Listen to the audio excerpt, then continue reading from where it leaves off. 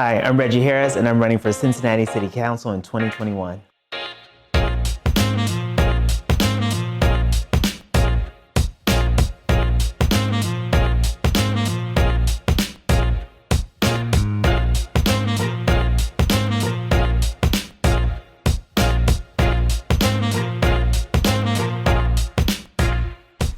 All right, welcome to the We Will Reggie for Cincinnati podcast. We're super excited to use this platform to be able to discuss issues related to the campaign, behind the scenes decision making, and meeting with folks who are doing the work in our city and connecting with them and helping them to inform our process of running our campaign, thinking about our policy ideas.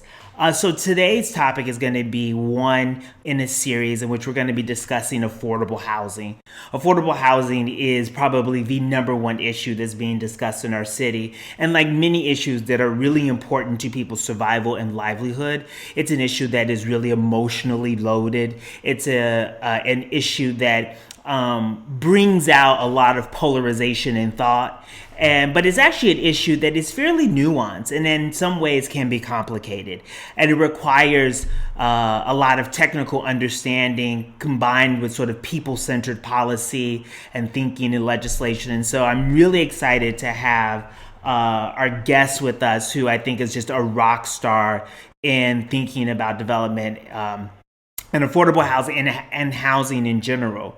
But before I introduce my guest, I just want to give a little bit of context. So, as a clinical social worker and trauma therapist, I entered affordable housing work when I was thinking about how I could impact my clients' lives in a larger way outside of one-to-one engagement. And so that led me to affordable housing. So I work for an affordable housing developer called the Community Builders. We're a nonprofit affordable housing real estate development company. And my role in development and affordable housing development is what I like to say is the people side of development. I'm really tasked with thinking about implementing, designing, and managing social and economic programs that help residents stabilize in their homes. And so when we build affordable housing projects in communities, we want to think about what are all of the outside supports residents need to be able to be successful, pay their rent on time, raise their children, have their families, integrate into the community, participate economically in the community. And so that is my role. Sometimes I get labeled a developer, and I guess to a certain extent I am, but I think that if a traditional developer started speaking development speech to me, they would soon know that that is not my exact area of expertise. But I work hand in hand with developers and with city planners and with county housing agencies and city housing agencies in thinking about structuring affordable housing. So, with that said, I will introduce my guest, Sarah Thomas. Sarah Thomas is a neighbor and someone who I am counting as a friend and hope to become even closer friends with. Sarah is the executive director of NEST, which is Northsiders Engaged in Sustainable Transformation, and an all-around sort of housing, in my opinion, expert and someone that really understands both the lived experience of folks seeking housing and the experience of creating housing, both as a developer and someone that supports an organization that plans for communities. So, Sarah, welcome to the We Will podcast. Thank you for joining us. Thanks. I'm excited to be here. So happy to have you. So listen, our listeners might be able to see a little glimpse of your space on our trailer and our teaser. But for folks who don't see that, describe the very cool space that I'm seeing in your background. Yeah, just a little bit. You can see behind me. I'm in what we call the factory events, which is the whole first floor and the garden courtyard of a building that we call the factory, which my partner Chris and I purchased from a really beloved longtime Northsider, Maureen Wood, as she was aging and decided she didn't want to maintain such a large building anymore. She had put it up for sale. And it was kind of this crazy huge project that the first time we walked through, we both walked out thinking like, we don't have the time, we don't know how we would figure this out, because we've done small scale development. Chris is an architect and a contractor, and outside of all of my housing and nonprofit work, we own a couple of buildings that we've renovated in Northside. We've lived here for a long time. But so we eventually clicked with Maureen. We did purchase the building, and have tried to take it over and, fix it and bring it back up to its glory, but also preserve a lot of the artist space, which Maureen always helped people have and find here, which is the whole second floor of the building is private art studios. So I'm down in the event space today. We do have an office in the building, but I'm here to record. Yeah, it's gorgeous. I love it. It's so open. And I am a sucker for like a white string light. So Yeah, it's perfect because when people have their parties, it's like it's this beautiful, clean, open space, but then they can decorate and set up however they want and feel like it's their own thing. Yeah. Yeah, great. So listen, Sarah, what I would like for us to chat about is one aspect, I think, of the affordable housing conversation is really, I want to dig into the city's role. So the city, in any city, but specifically Cincinnati, the city has a huge role, right, in terms of housing. But one specific sort of point that I want to hone in on is this idea of having a plan. And over the years, what I have observed in our city and with our controversies around development is that we seem to, as a city, be responding to proposals that come and not necessarily enacting an agenda that has metrics and outcomes, right? And so thinking about when I joined the community builders, I started doing this work. I've had the opportunity to work in like Indianapolis and Cleveland and Detroit, sort of comparable cities that are also thinking about housing and development. And one of the things I was struck by was this very clear plan that the city had and metrics around all types of development, commercial development in different neighborhoods, high-end luxury development, affordable development, low-income development, thinking about shaping communities, right?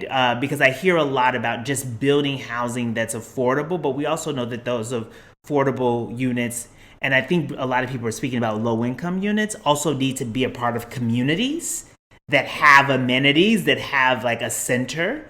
And so I just want to talk about planning and, hearing from you and just for our listeners, why is having a plan important? What does having a plan around housing and having a housing strategy plan, what does it entail and why is that important? Well, how many hours do we have to talk about this? I love this topic, and I think like most conversations in development, there is more than one way to look at it. But my initial reaction and the way I view this is that Cincinnati has done planning at micro levels. Like we do have a planning department. A lot of neighborhoods, including Northside, where we live, has a neighborhood plan that the neighborhood has been very involved in creating and monitoring and sometimes updating over time. So those are all great things, but the difference is, like these cities that you're talking about, or just especially even a lot of larger cities across the country, they have what I would say are more comprehensive plans. And I mean, it depends on the goals of that city. It depends on how quickly that city, fell in economic decline and then started to see a rise, which Cincinnati has seen a skyrocket change in, housing prices. People tout our great cost of living here, which is true compared to other cities, but it's on the rise. Wages are stagnant. So, Cincinnati's a city that's experienced a lot of change in a short period of time. And some people are for it, some people are against it. Some people would say that was planned for Cincinnati, maybe not in the most holistic or comprehensive way. But I think what Cincinnati needs to do a lot more of and get better at is give resources and capacity to neighborhoods and communities, because we all, on one level or another, have these goals within our own small economies, our own local neighborhood areas. And a lot of them are the same, but the solutions are not always the same because neighborhoods have different hookups. But I work for Nest, and we refer to that as a CDC, a Community Development Corporation. We're nonprofit. Most neighborhoods in Cincinnati have one. When you go and talk to the CDCs or the business associations or the community councils, you often hear the same wish list items from neighborhoods. People want traffic calming and pedestrian safety. They want low income and affordable housing. They want a grocery store. They want to boost their business district. I mean, these are very prominent answers across the board, and it's something that when all of us neighborhood groups get together and we're competing for grants or trying to change city policy or advocate for something, a lot of the themes are the same. The key is that those things will be brought to different neighborhoods in different vehicles, different routes of funding. Some neighborhoods need more money. Some neighborhoods are changing much more rapidly than others. So I think that we as a city need to first, give neighborhoods the capacity to steer their own future, but in a realistic way. I mean, there's a lot of things where a neighborhood will come together and say, we want something, and there might not be an immediate funding path for Right. that, but you need to be able to, as I've heard a lot of politicians in Cincinnati say over the years, walk and chew gum at the same time. And Yeah. so if you're doing those things, even if one project goes to the wayside, you're still looking at 3 others here. And then if you're talking about comprehensive planning, how can we work to change exclusionary zoning that dominates our city policy and then has a ton of other negative, in my opinion, effects on our built environment across the city. So there are things that could be implemented in maybe what you might call a sweeping fashion, that could have a net positive effect on the city. And then there are things that you need to work with and look at individual neighborhoods to find those solutions for. I really appreciate everything that you said, Sarah, and agree. And so, to really drill down a bit on this idea of that comprehensive plan, I think that as a campaign, that's really where we find ourselves. And when you think about, so what are the things that from a city perspective that we can do that is sweeping, that is empowering? And so absolutely addressing exclusionary zoning and changing zoning laws for more opportunity to increase housing, supply. Right. But I also then think about having a full understanding of amenity needs and a full understanding of sort of like community economic development center needs. And as we began to negotiate with, larger corporations, thinking about having that whole city need in mind. I'm very struck by the grocery conversation because, as you know, in my personal work, I am currently working in Avondale to try to bring a grocery store to Avondale. We are so close to the finish line, and I cannot believe that it is as hard as it is to bring a grocery store to an income to a neighborhood that has a lower income status. It's exhausting. And so I also think about like, wow, I'm doing this in Avondale and we have Walnut Hills and Northside and other neighborhoods that are also trying to Northside's been trying for years. I mean, yeah. Northside lost the Save-A-Lot in 2013, and that was now 8 years ago. I mean, Nest worked extensively for almost 4 years to try to get the co-op grocery store to be developed here. And the most formal answer is just that without a ton of financial subsidy, it doesn't work. Yes. The large, the high level thought on that is, why can't we, especially as the city with Kroger headquartered here, the largest grocer in the nation, why can't we find a better solution to those things? I mean, these are not, I think this is, not to get too political, but I mean, this is the high level struggle, in my opinion, across the board that we're seeing everywhere in America. I mean, in very divided politics, in a city that is rife with corruption and apathy and people who think they're just never going to get what they need. Why is it so outrageous or a crazy expectation to think that neighborhoods should be able to come together to work for, it has to be a good functioning plan. It has to be a viable business model. You have to be responsibly spending taxpayer dollars and have professionals steering your projects. But without, any resources or implementation of things, neighborhoods are not going to get what they want or what they need. I mean, people need access to grocery stores. And a lot of large grocery stores in Cincinnati have closed and condensed, and and even that might not be the problem that it is if we had better public transportation here. So I mean, Yeah. so many of these issues are linked together in an undeniable way, and I think that goes really back to the root question that you have here. Cincinnati looks at, in my opinion, tends to look at issues one at a time. You know, we're looking Yes. at transit, and issue 7 is phenomenal. I mean, that's a great increase, but how many years of work to get us there to just barely be catching up with, you know, competitor cities our size? So when does that happen for neighborhood food access? How are we going to overcome the significant deficit in low income and affordable housing units? What I always say, from just a personal point of view, is that, you know, there are tons of great employees at the city. There are politicians that are trying their best, you know, to work within the parameters. We cannot solve the problems in our city without help from, you know, the county, the state, the feds. I mean, Cincinnati cannot come together just purely on an economic basis for all of the things we need and want, but we also have to have that vision and go after those things ourselves, you know. So if we're not comprehensively doing this and it's not at the top tier of our attention, then we're not going to get there. And it needs to be comprehensive to look Yeah. at how interconnected everything is. I mean, when you talk about a need for housing, you can talk about we need to compete more for LIHTC, which Cincinnati is getting a lot better at in the last few years, or at least just turning in a lot more applications. And we need to abolish exclusionary zoning laws. We need to allow accessory dwelling units. We need to eliminate or reduce parking minimums, which in my Yes. opinion are a waste of money. So I mean, it's like you can go down all these avenues when talking about one thing, and that's to me it feels like that's where we miss out. And whether that's because Cincinnati just has so many issues to tackle at one time, or because, you know, people get in office or people are leading projects and they focus all their attention on one thing, which is understandable, but we need to be able to do all those at a micro scale at the same time.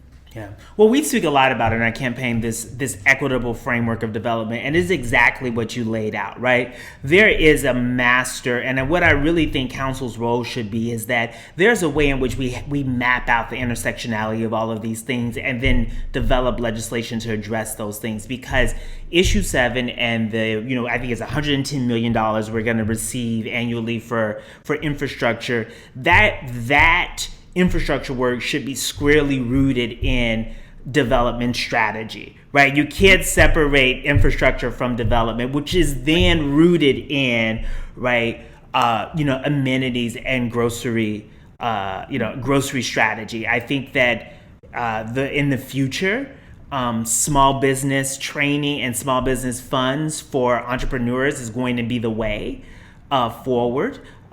For neighborhood grocery stores that don't meet the economic requirements for some of big box, big chain grocery stores that have these like very high numbers, right? For chains. And then you're exactly right. I remember a couple years ago, and for viewers, when we talk about LIHTC, we're talking about low income housing tax credits, and it's a revenue mechanism for financing new construction for affordable housing. But again, you're right. Like what happened is that I remember at TCB we got together with some of our partners and we really talked to OFA, which is the Ohio Financing Agency, and saying like there's some stuff in your applications that is not Cincinnati. We're never going to be competitive, right? Like we are a city of 7 hills. We don't have wide open flat parcels of land. And so if you're giving points for that, you know, that's unfair. And so, but again, to our point, that is a part of that comprehensive plan. It's thinking about advocacy and it's thinking about connecting issues. It's thinking about how do we support small business and entrepreneurship to solve these problems that are all interconnected. And so I really appreciate you. And this is why I knew you would be the best guest for being able to unpack some of those details for us to put them back together. And on that note, I have to say, I mean, there are so many people working in neighborhoods that, and just in and out of nonprofit or neighborhood development, there are so many people that are extremely hungry for and spending their time on this type of advocacy. So I'm flattered, and I am always happy to talk about this stuff because people need to realize, you know, how much potential we really do have as a city if we tap into it and steer it correctly. But that's it's simultaneously like encouraging and also sometimes frustrating, because there are so many people across the city that want change and they know how to implement it and they are ready to do so, but our city is not steering in that direction, across the board, perhaps. Yeah. And I think, the other hard part is a lot of people look at, especially development, as something that, there should be a clear answer. We should subsidize this kind, we shouldn't subsidize this kind. And then what's the quickest way to solve the problem? And like, you can approach it that way, but you can also approach it from a neighborhood scale, which is going to take you in a pretty different direction. Talking about how do you meet at an intersection of, like, take Northside, for example. We want a grocery store. We want to promote transit. We just got a new transit hub that Northside advocated for, was 12 years in the making, to find property, get the funding, build that. I mean, it's about historic preservation. We have a historic business district that people want to see preserved. And at the same time, we want low income and affordable housing. We want people to be able to live here, rentals or home ownership opportunities. I mean, so the solutions are many. And I think the city, it's about comprehensive strategy. And it's also about money. We need the money to do all these things at the end of the day. I mean, you can't build a large scale affordable housing project without low-income housing tax credits or significant subsidy. You also can't complete what you call your capital stack of how you're funding that project without subsidy from the city too. So like Nest, we have a project, just to give an example to listeners. I mean, it's easy to get into talking about these things, but people that don't do this for a living, it can be overwhelming or just confusing. And so an example of like a LIHTC project that we keep talking about, that's actually it's already gotten funded and it's breaking ground in May in Northside, that Nest is the co-developer on. It is nearly $12 million for total project cost. It will produce 57 units of affordable housing, and that's varying from 30% to 50 to 60% area median income. And we had the city worked with Nest to secure the property through a community development block grant. That's a forgivable loan based on your project cost. That was over $500,000. Nest paid tens of thousands of dollars to hold and maintain the property for over 3 years. And then we competed for LIHTC. We have a partner in a development firm called Penrose. They're expending tens of thousands of dollars for planning, if not hundreds. And then we get this LIHTC award for subsidy, and then we still have a nearly $2 million gap. That's what we call in our staff, the gap to fill. So then we got nearly $1 million in federal funding that's passed through the city of Cincinnati, and then we got just over $500,000 from the Federal Home Loan Bank Cincinnati region office. So I mean, it's that gives you an idea of how complicated it is. And then when you think about going back to the initial stats, that produces 57 units. And then when we talk about across our city, we have a 30,000 housing unit gap. That's a daunting problem to solve, and it shows you how much money you need. Yes. And so it's a solvable problem, but it is going to be extremely difficult, and it's going to take time. That's where the comprehensive planning comes in. And you will have to evolve those plans over time, and you will have to work with neighborhoods as they change. I mean, Northside is a neighborhood that has rapidly changed in the last 5 to 10 years. So we'll solve those, we'll solve those plans. Yes, and I love this idea about evolution, right? Because as federal subsidies, become available, subject to various administrations, right? There's a plan, but that plan is always, you have to be adaptable. And I think the example that you laid out really does show the nuance, right, to the work. But I do also want to recognize that when there is this immediate need, when people are struggling and living in subpar housing, like they're like, we need housing right now. And so I always want to say, though I know and have been fully steeped in the complexity of it, recognizing the need, and then thinking for someone who is trying to be an elected official to bring that sense of urgency, right, to solve the things that we can.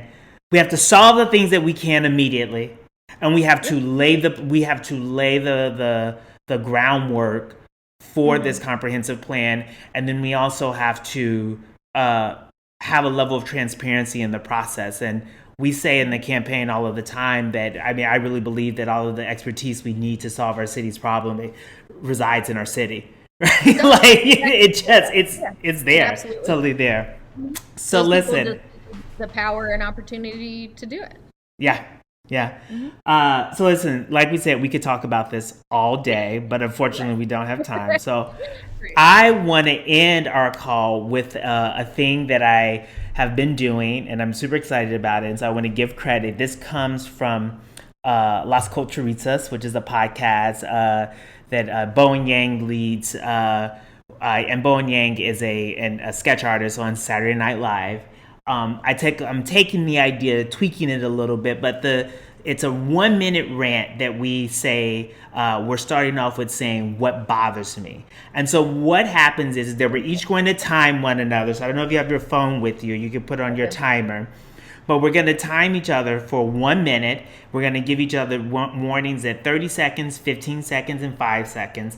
And we essentially have to go on a 1 minute rant about something that bothers us and try to interject that phrase, what bothers me, and then we'll stop. So since this is your first time doing it, I'll go first. You can time me, and then you just give me the countdown, and you let me know, and then I'll start.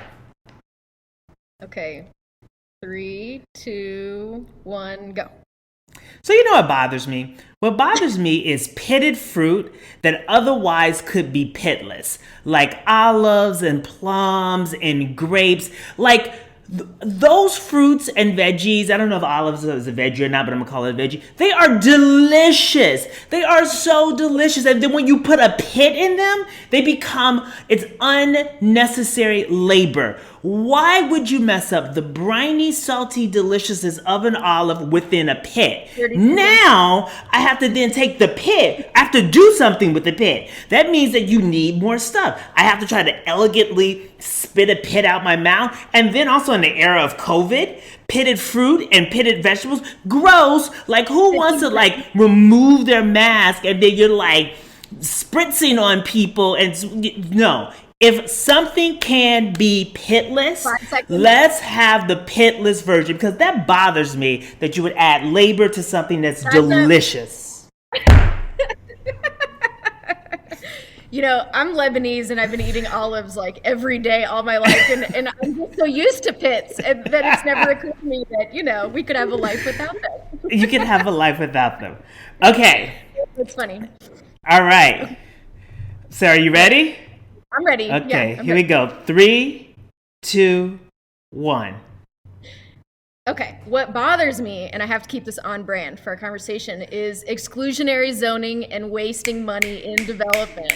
Okay, and what bothers me about that is that exclusionary zoning is the nickname for poor and inadequate zoning policy, many of which do apply across the city of Cincinnati. What bothers me is that we waste tens, if not hundreds of thousands of dollars on subsidizing parking for people who are burdened with an extra cost of owning a car. And what bothers me is that we could spend that money building and subsidizing housing.